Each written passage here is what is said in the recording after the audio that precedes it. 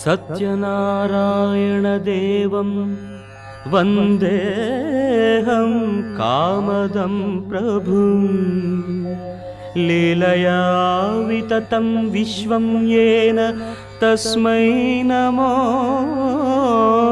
నమః ఇతి ప్రార్థనా.